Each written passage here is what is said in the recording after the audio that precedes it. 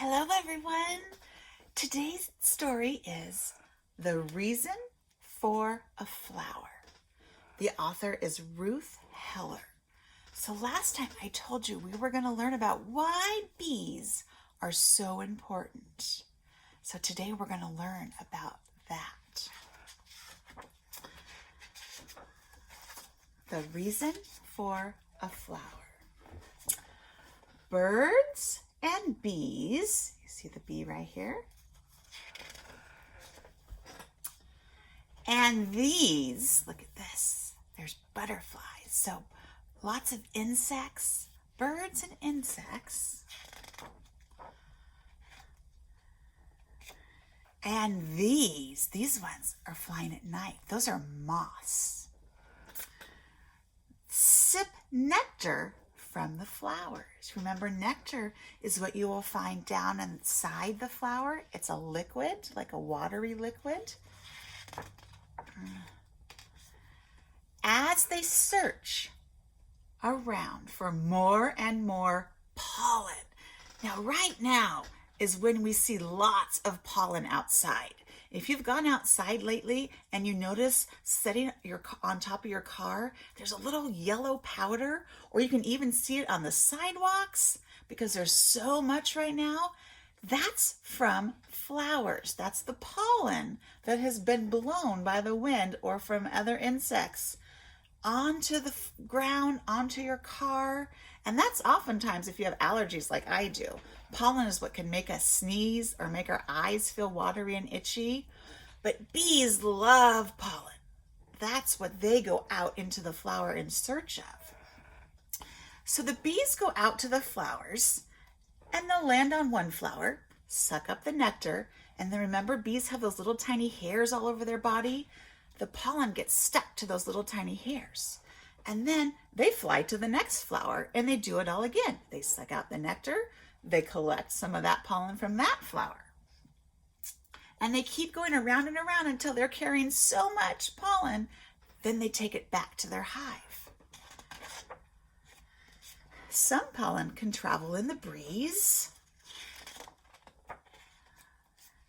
and the pollen will go from this part of the flower, that's called an anther, and then the pollen will go to the stamen, the big thing in the very middle of the flower. Pollen grains must travel and stay in the flower for a little while. And then you'll see the reason for each flower. Here's why plants need to make flowers. Even weeds, here's a dandelion, you've probably seen a lot of those. The reason for a flower is to make, are you ready? Seeds. Now, look at these seeds. You might recognize some of these seeds as some foods that we eat. So right here, what's that? Yeah, watermelon. Here's some pea pods. Did you know that peas were a kind of seed? Here's a pomegranate, a pepper, an avocado, an apple.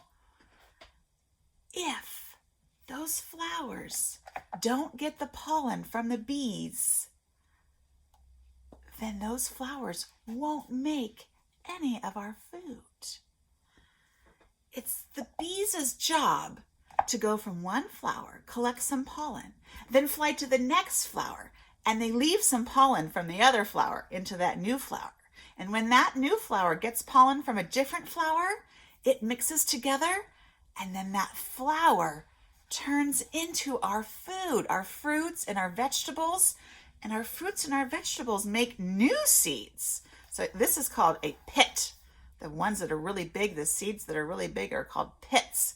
Peas are a kind of seed.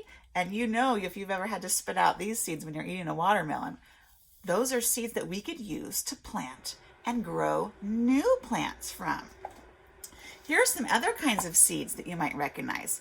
These ones we call helicopters sometimes because when they fall to the ground, they spin like a helicopter. Here's a big seed. A coconut is a seed. Nuts are kinds of seeds that we eat. So when a bee goes from one flower to the next flower and it brings new pollen to that flower, it's called pollination. Can you say that word? Pollination. So if these bees aren't out flying around to move the pollen around, those flowers aren't going to get to make any of our food. And then the farmers won't have any food to give to the grocery stores. And then we can't go to the grocery store and buy the food. So bees are super important for us. They're the ones that make all of our food. So if you see a bee, be very gentle. You don't have to get close to it. Leave it alone. Let it do its job. Out there collecting that pollen so that our plants that the farmers have grown, that maybe you have grown in your backyard, the plants need to make those flowers, and the bees have to pollinate those flowers for the flowers to turn into the fruits and vegetables that we eat. So now you know why bees are so important. They help make our food for us. So I'm hopeful that if you see bees anymore, you're not going to want to try and hurt them. You're going to leave them alone and let them do their jobs. All right. I hope you enjoyed that story. Thanks for listening.